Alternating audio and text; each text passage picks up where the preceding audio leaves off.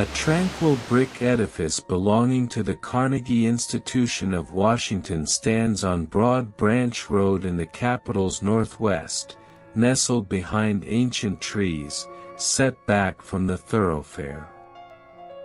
In the late autumn of 1941, within this building, the Department of Terrestrial Magnetism housed a specialized wing dedicated to a clandestine undertaking, known to virtually no one beyond its confines.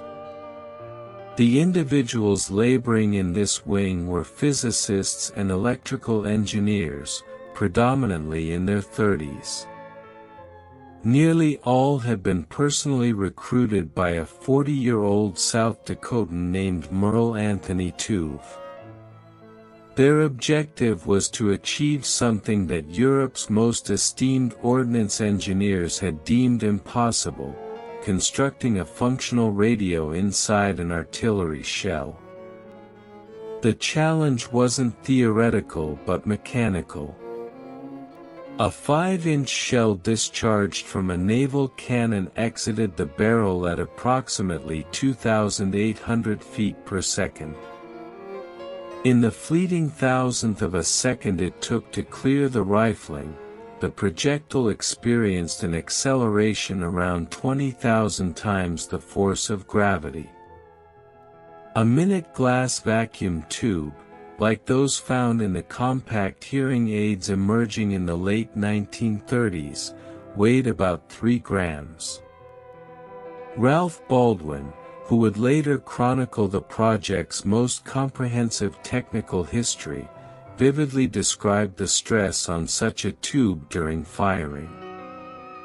He likened it to a 140-pound woman balancing on a single high heel, with the heel resting directly on the tube. Furthermore, the shell would spin upon leaving the barrel. Various sources cite differing rates, but it was somewhere between 25,000 and 30,000 revolutions per minute as the projectile cleared the muzzle. The centrifugal forces at such speeds would rip standard electronic components from any conventional circuit board. These were the extreme conditions a functional radio fuse had to endure to even begin operating. It then had to perform its task within mere seconds, broadcasting a continuous radio wave, detecting reflections from a target, and detonating the shell when the reflected signal intensified sufficiently. German engineers at companies like Rheinmetall-Borsig, who have been investigating their own version of this problem since the late 1930s, had concluded by autumn 1940 that no such device could reliably function with any existing electronics. The British had reached a similar conclusion regarding their capacity to produce one. The American Bureau of Ordnance, upon first receiving the proposal, had been skeptical for identical reasons. However, the men in the Broad Branch Road building began to suspect in November and December of 1941 that while the engineering objection might be technically accurate, it was still surmountable. This was because the objection presumed the use of pre-existing components. If one was prepared to forge new components from scratch, utilizing novel materials and manufacturing techniques, the equation fundamentally changed. They had not yet proven this, and were far from doing so, but they had begun to believe it was achievable and had embarked on the arduous, costly, and systematic work of discovery. 2 years and 2 months after that quiet autumn at the Carnegie Institution, on the morning of January 5, 1943, a Japanese Aichi D-3A dive bomber plunged into the sea off the southern coast of Guadalcanal. It was brought down by a 5-inch anti-aircraft shell that had exploded mid-air, without physically striking the aircraft. The shell had carried a functional radio receiver and transmitter in its nose, a device that German and British engineers, 3 years prior, had independently dismissed as a physical impossibility. This narrative recounts how this feat was accomplished, and why one of the war's most pivotal engineering accomplishments remained largely unknown for decades, save for those who built it. Popular memory of the Second World War readily recalls the atomic bomb and radar. It grants very little recognition to what contemporary scientists and subsequent historians have consistently ranked as the third most significant development: the proximity fuse. In the judgment of Admiral Lewis Strauss and others intimately involved with the program, the proximity fuse was among a select few technical advancements without which Allied victory, in the form it took, would not have been possible. To comprehend why the Germans, despite an early lead, never constructed one, and why the Americans, who lacked any infrastructure for such work in 1940, ultimately produced over 22 million of them, one must revisit a simple sketch on a piece of paper in southern England in the early summer of 1940. The creator of that sketch was a New Zealand-born physicist named William Allen Stewart Butemont. He was employed at the Air Defence Experimental Establishment in Christchurch, Dorset, on England's south coast. Since the commencement of the Battle of Britain, he had been contemplating a problem the British Army was visibly failing to resolve: anti-aircraft guns were largely ineffective against enemy aircraft. The statistics from the summer of 1940, while varying by source, were uniformly grim. Some Royal Artillery estimates indicated that anywhere between 12,000 and 20,000 rounds of 3.7-inch high-explosive ammunition were required to bring down a single Luftwaffe bomber. Wartime official figures fell within the middle of that range. The root cause was the fuse. Two types of fuses were in service. The contact fuse detonated when the shell physically struck a solid object. Against an aircraft, it was almost useless. Aircraft are predominantly empty space encased in thin metal, and a contact-fused shell typically perforated a wing without detonating. The time fuse, manually set before loading, instructed the shell to explode after a specified number of seconds. In theory, it worked.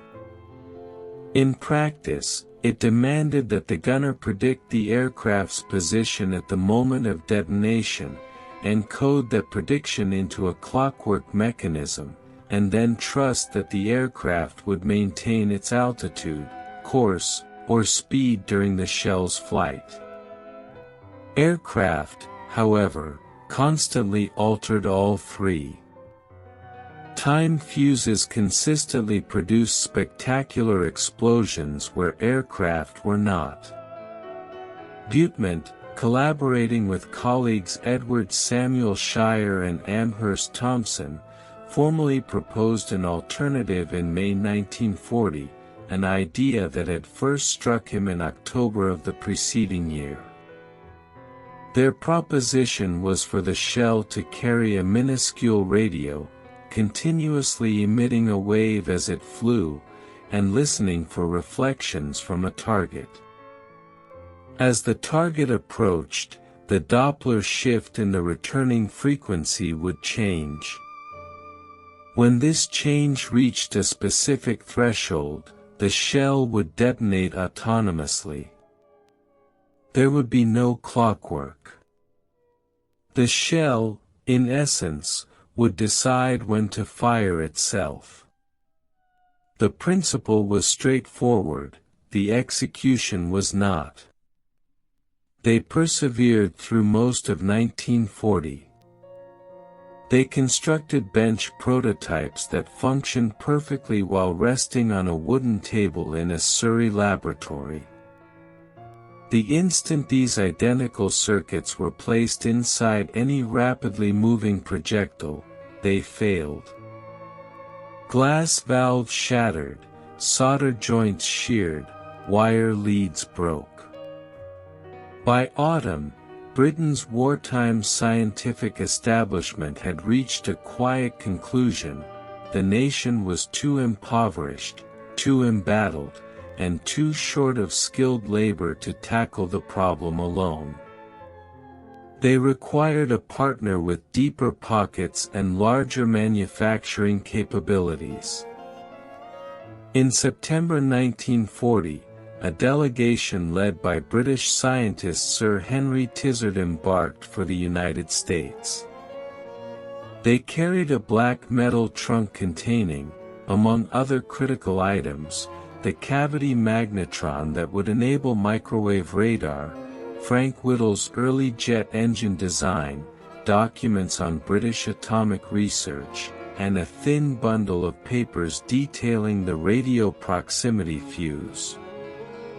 The Tizard mission has been, with some justification, called the most valuable cargo ever to traverse the Atlantic in a single shipment. The Americans grasped the significance of their gift within days.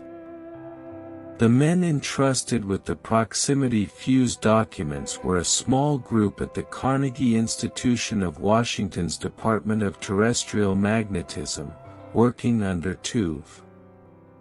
Tuve himself is one of the 20th century's most impactful American scientists, yet one of the least remembered by the general public. He was born in Canton, South Dakota, on June 27, 1901. All four of his grandparents were Norwegian immigrants.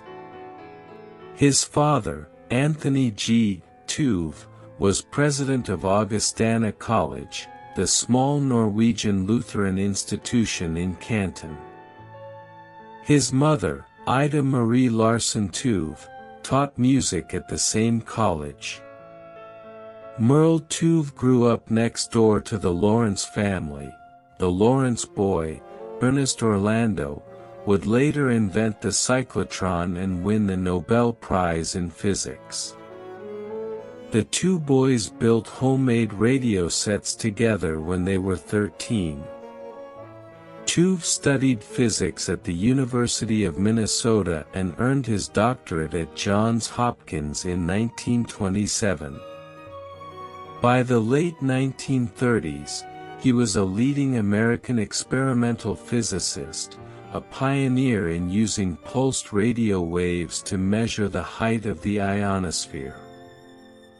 The technique he and Gregory Bright developed in 1925 was, in essence, the conceptual precursor to radar. When Vannevar Bush organized the National Defense Research Committee in the summer of 1940, he turned to Tuve to lead the proximity fuse project. The administrative section was given a cover name, Section T, with the letter standing for Tuve. By the early months of 1942, the project had outgrown anything the Carnegie Institution could comfortably accommodate. Carnegie's trustees were uneasy about overseeing classified weapons work, and the project's spatial and personnel demands had exceeded what the Broad Branch Road Wing could provide. Consequently, on March 10, 1942, Johns Hopkins University formally established a new entity called the Applied Physics Laboratory to assume control. The original APL building was a former Chevrolet dealership and used car garage in Silver Spring, Maryland, on Georgia Avenue. The men who worked there sometimes quipped that the nation's most secret weapons research was being conducted in a building that still faintly smelled of motor oil. The work performed by the Section T team at the Applied Physics Laboratory between 1942 and the war's end is the part of the story less frequently told, as it doesn't lend itself to a single dramatic moment. It was a relentless, systematic, and exhausting industrial research program of a scale no army or navy on Earth had previously attempted.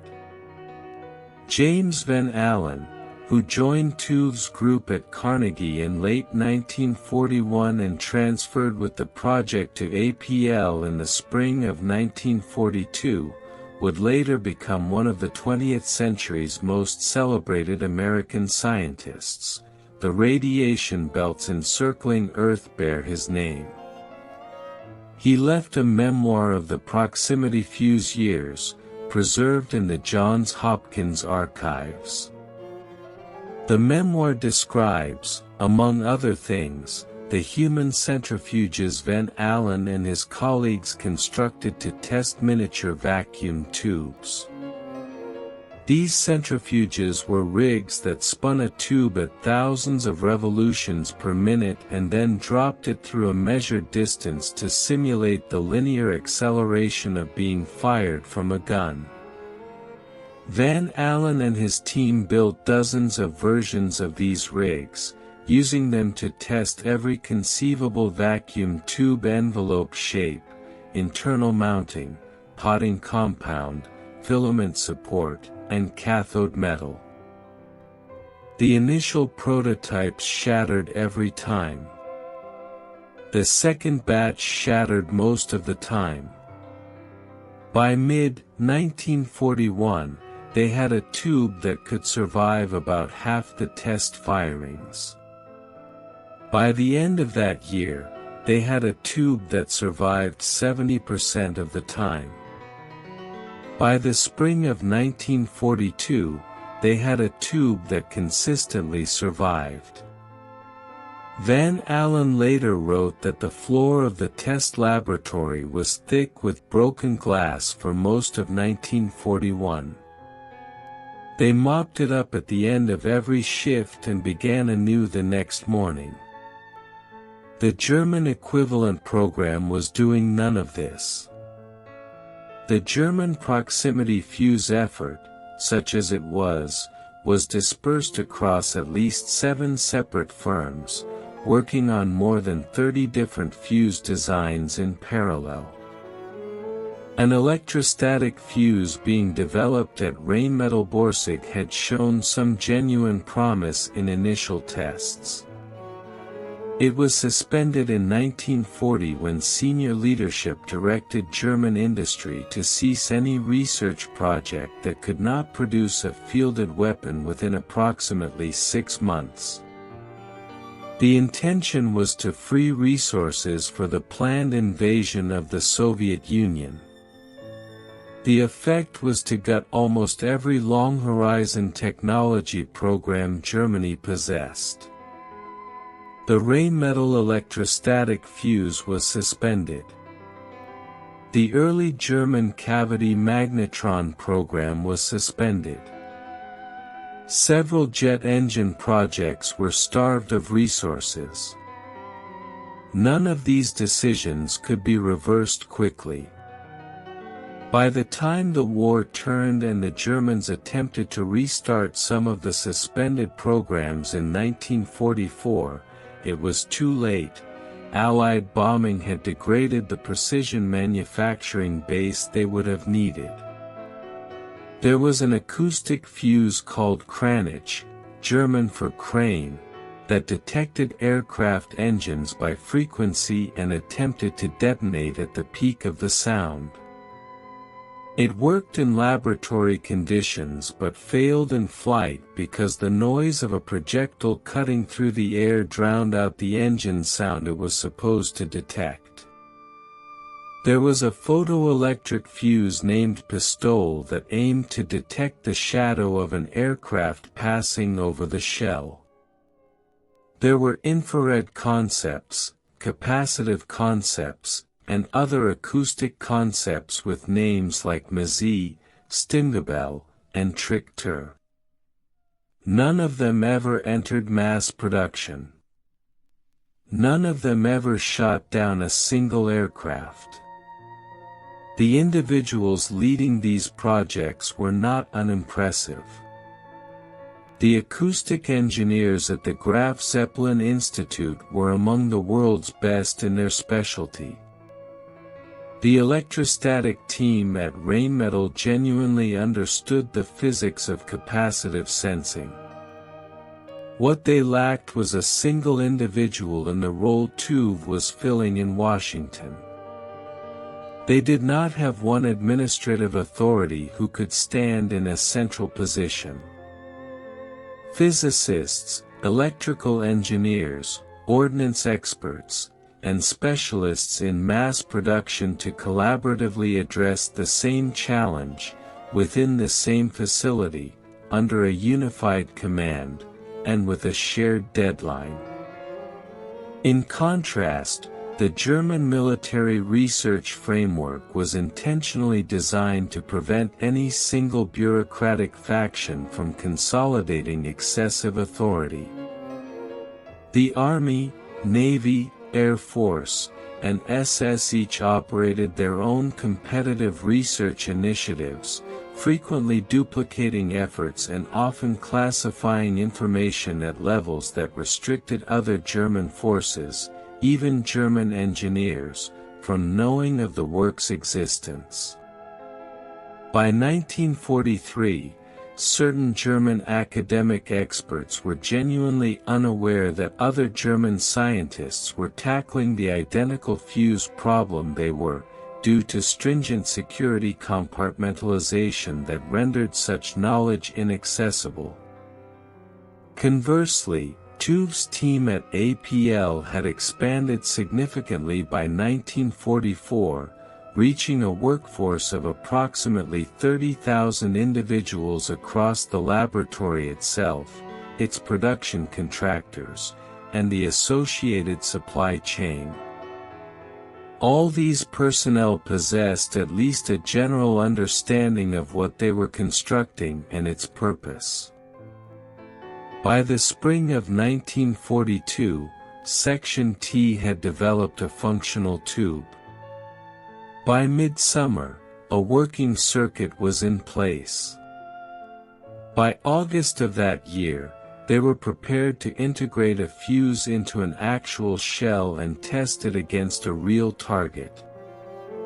This pivotal test occurred on August 12, 1942, aboard the cruiser USS Cleveland, then undergoing its shakedown cruise in Chesapeake Bay. The targets comprised 3 remotely controlled drone aircraft. The Cleveland's 5-inch guns discharged 4 volleys of proximity-fused shells during the initial morning. All 3 drones were successfully shot down. The test had been scheduled for 2 days, but after witnessing the 3rd drone plummet into the bay, the Navy ordered a halt to the firing. They had seen sufficient proof. Mass production commenced almost immediately. 5 companies were enlisted to assemble the fuses: the Crosley Corporation in Cincinnati, the Radio Corporation of America in New York, the Eastman Kodak Company, General Electric, and McQuay Norris. Within months, Sylvania Electric Products was brought in for the fabrication of the miniature vacuum tubes themselves. Ultimately, over 100 firms in total, including unexpected contributors such as the Wurlitzer Organ Company in North Tonawanda, New York, participated in some aspect of the production. By the war's end, just over 22 million fuses would be manufactured. The unit cost dramatically decreased from $732 in 1942 to $18 in 1945. The total program cost would exceed $1 billion in contemporary currency, making it the second most expensive military research and development endeavor of the entire conflict, surpassed only by the atomic bomb. Almost no one outside the program was aware of its existence. The initial combat consignment of 5,000 fuses was personally escorted to the Pacific Theater by a naval ordnance officer named William Sterling Parsons. Parsons, a broad-shouldered Navy captain who had joined Section T at Tuve's request, was unique among American officers for his ability to navigate easily between scientists and admirals. He would later, in August 1945, be the individual who armed the "Little Boy" bomb aboard the Enola Gay over the Pacific. In late 1942, he flew with the first shipment of fuses to New Caledonia and reported to Admiral William Halsey at his South Pacific Command. Halsey, after consulting his staff, determined that the cruiser USS Helena and the carriers USS Enterprise and USS Saratoga were the vessels most likely to face imminent air attack. Parsons distributed the shells among these three ships, remaining aboard the Helena himself. On the morning of January 5, 1943, the Helena was rejoining her formation after participating in a shore bombardment of the Japanese-held airfield at Munda on New Georgia. She was sailing south of Guadalcanal in the late morning when a flight of Japanese Aichi D-3 dive bombers, known to the Allies by the codename Val, approached low across the formation. The assault was so sudden that the bombers had completed their attack runs before the fleet's air search radar had properly registered them. As the surviving Vals ascended and began to climb away, an officer on the Helena, nicknamed Red Cochran, who commanded the aft 5-inch battery, ordered his guns to open fire on the departing aircraft. He had in the magazine a mixed load of conventional anti-aircraft shells with mechanical time fuses and a smaller quantity of the new shells, which the gun crews had only been told were experimental, secret, and not to be discussed. Cochrane gave the command to fire. According to the most comprehensive surviving account, his second salvo of 3 rounds included VT-fused ammunition. One of these shells detonated in the air near a climbing Val. The aircraft was struck by the burst, caught fire, and plummeted into the sea. Parsons, observing from the Helena's bridge through binoculars, said almost nothing. He went below to compose his report. What he documented in that report has been preserved in the files of the Bureau of Ordnance. It is brief and understated. He noted the date, time, conditions, rounds expended, and the aircraft destroyed. He concluded with the observation that the value of the new fuse cannot be too highly stressed. Neither Parsons nor anyone else yet understood the full implications of what they had witnessed. By the close of 1943, only about a quarter of the anti-aircraft ammunition fired by United States Navy ships in the Pacific was equipped with proximity fuses, yet that quarter accounted for slightly more than half of all Japanese aircraft downed by naval gunfire. Throughout the war, Allied technical assessments concluded that proximity-fused ammunition was 3 to 4 times more effective per round than time-fused ammunition, despite a dud rate that averaged roughly 30%. The Helena herself would not survive long enough to witness the complete transformation she had helped initiate. On the night of July 5 to 6, 1943, 6 months after that morning off Guadalcanal, she was struck by Japanese torpedoes during the Battle of Kula Gulf and sank. Most of her crew were rescued. Some of the men who had served at her 5-inch guns the previous January went on to other ships and other engagements. Between the Helena's combat debut and the closing months of the war, the proximity fuse underwent 2 distinct operational phases that collectively accounted for most of its impact on the conflict. The first was the Pacific Naval Anti-Aircraft mission for which it had originally been conceived. By late summer of 1944, almost every 5-inch and 90mm anti-aircraft shell in the United States Navy's Pacific stockpile was fitted with a proximity fuse.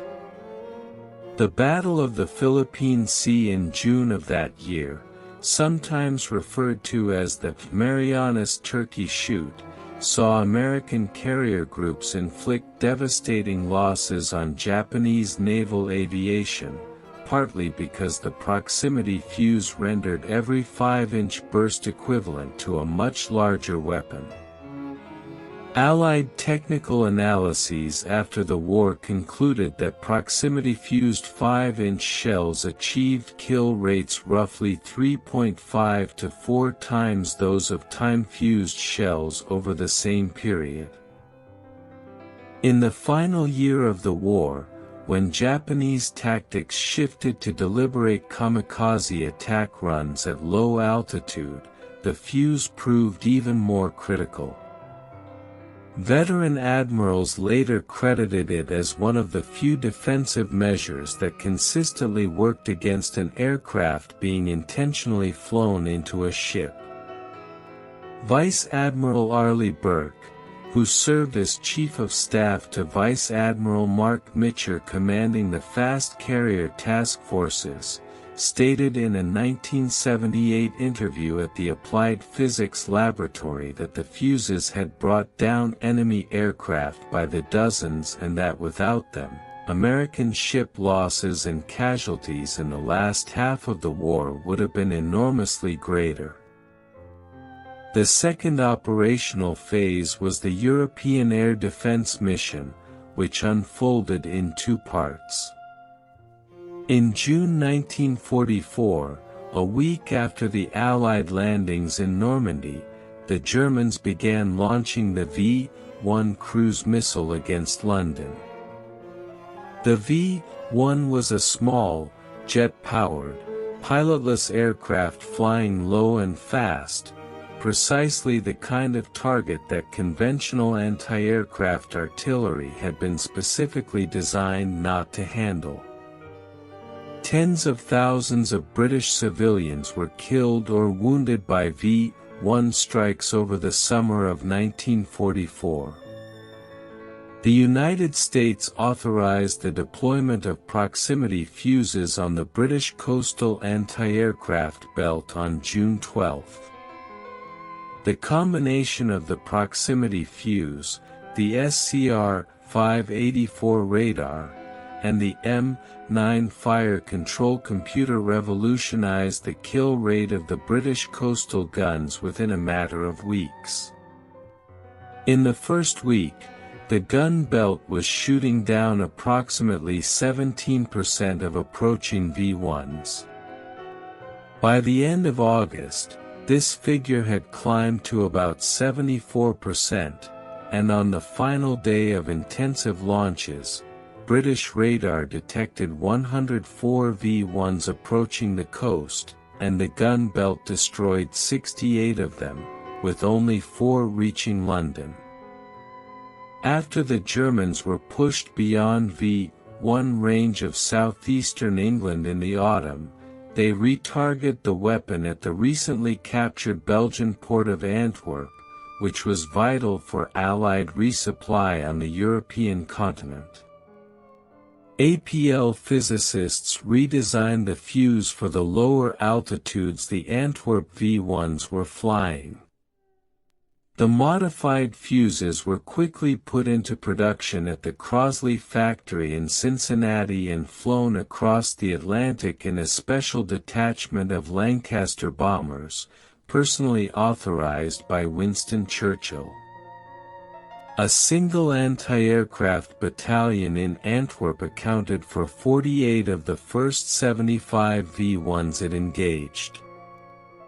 By the end of the war, anti-aircraft units defending Antwerp had destroyed more than 2,000 V-1s, and the port had remained operational throughout the German campaign against it.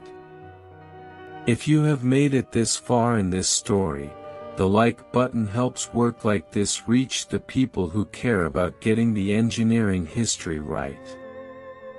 The men and women who built the Fuze, most of them, never received public credit for it because the project remained classified for years after the war. Most are gone now. Their story is one of the few things still left of them. The records of the Sylvania Electric Products plant in Emporium, Pennsylvania, offer some insight into what the rest of the program looked like behind the scenes. Sylvania had been chosen to manufacture the miniature vacuum tubes themselves because of the company's existing experience with hearing aid valves and its established quality control protocols. The Emporium facility operated on 3 shifts, 24 hours a day. The workforce was almost entirely women, in some cases trained over only a few weeks to assemble components smaller than a grain of rice with their bare hands, working under high magnification. They were paid wages that were modest by the standards of skilled industrial labor. They were not permitted to discuss the work with their husbands or fathers, many of whom were overseas. The vast majority of the women did not know the ultimate purpose of the tubes they were building. Most of them believed they were making radio components, which, in a literal sense, was true. What is striking about Sylvania's wartime production records, and the records of the corresponding tube and fuse plants at Crosley in Cincinnati, RCA in Camden, General Electric in Schenectady, and Eastman Kodak in Rochester, is the quality data. The defect rates on the miniature vacuum tubes coming off those lines were superior to any consumer electronics defect rate of the time. In some instances, they were better than what the same plants would achieve in peacetime, producing radios for civilian living rooms. The reason had little to do with management technique. It had to do with the social pressure to produce flawless output in a country whose sons, brothers, and husbands were being shot at on the other side of the world. Louis M. Clement, who served as vice president in charge of engineering at the Crosley Corporation during the war, stated in later interviews that he had never in his career witnessed the production discipline he saw in the wartime fuse plants. The women working under him caught defects he himself would have missed. The fuse itself was an extraordinary object. Inside the nose of an artillery shell, in a space about the size of a small flash bulb, sat a complete radio transmitter and receiver, a power supply, a detonating mechanism, and a series of safety interlocks. The total assembly contained roughly 130 separate components. 5 of them were the miniaturized glass vacuum tubes that Van Allen and his team had spent years learning to make survivable. The power source was a chemical battery whose electrolyte was held in a tiny glass ampoule that shattered upon firing, releasing the acid and activating the battery, but only after the shell had cleared the gun barrel and traveled a short distance through the air. This sequence ensured that no fuse could possibly detonate inside the gun. The transmitter emitted a continuous radio wave at roughly 200 MHz. The receiver listened for the Doppler-shifted return. When the return reached a certain amplitude, the circuit closed and fired the detonator. The entire system had to function end-to-end within seconds of the shell leaving the barrel, in a unit that had been mass-produced rather than handcrafted, in temperatures that ranged from Pacific Ocean humidity to Ardennes alpine cold. It worked. Not always. Roughly 3 in 10 fuses were duds, but 7 in 10 of them, on average, did.